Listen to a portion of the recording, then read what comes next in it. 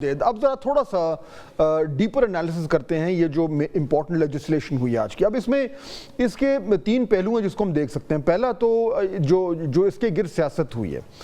آج مولانا فضل الرحمان جو ہیں انہوں نے بھی ایک پریس کانفرنس کی اور اس میں انہوں نے جو باتیں کی اس سے لگتا تو یوں ہے کہ شاید وہ بھی بڑے حیران تھے کہ ایک دم کیا ہو گیا. اور انہوں نے جو کچھ کہا پہلے وہ میں آپ کو سنواتا ہوں اور اس کے بعد ذرا اس کی تشریح کرتے ہیں اور پھر اپنے مہمانوں سے پوچھیں گے کہ اس ساری جو سیاست ہوئی ہے 26ویں ترمیم کے اوپر اور پھر یہ جو آج کی لیجسلیشن ہوئی ہے اس میں مولانا صاحب کہاں پہ کھڑے ہیں. تو پہلے سنیے کہ آج مولانا صاحب نے اس لیجسلیشن کے حوالے سے کیا کہا.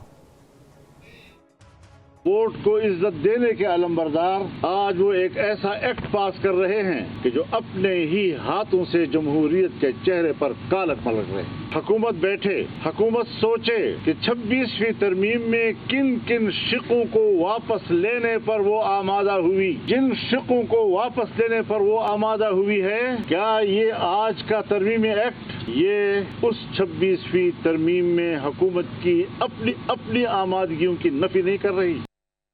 یعنی یہ والا نقطہ ہے جو ابھی آخر میں جو مولانا صاحب نے کہا کہ وہ تمام چیزیں جن کو حکومت نے ایک طریقے سے اگری کر لیا تھا کہ وہ 26ویں ترمیم میں نہیں ہوں گی وہ ادھر سے نکال کر اور ادھر سے وہ لے آئے ہیں. اب اس میں جو پریکٹس اینڈ پروسیجر بل ہے وہ بڑا امپورٹنٹ ہے. جو پہلے تو اگر آپ کو یاد ہوگا ناظرین اچھی طرح کہ جو اوریجنل تھا اس میں یہ تھا کہ جی جو بینچز بنائیں گے وہ چیف جسٹس آف پاکستان اور اس کے بعد جو 2 سینئر موسٹ ججز ہیں وہ بنائیں گے.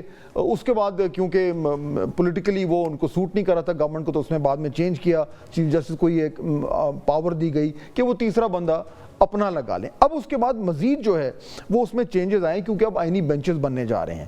اس میں جو پہلا چینج آیا ہے وہ یہ ہوا ہے کہ اس میں جو یہ بنے گا 3 member bench practice and procedure act کے تحت اس میں چیف جسٹس ہوں گے، سیکنڈ سینئر موسٹ یعنی کہ چیف جسٹس کے بعد جو سینئر موسٹ جج ہیں وہ ہوں گے اور تیسرے نہیں ہوں گے. تیسرے یاد رکھیے کہ جسٹس منیب اختر تھے وہ نہیں ہوں گے. ان کی جگہ جو بھی پریزائڈنگ جج بنے گا اس آئینی کورٹ کا وہ ہوگا.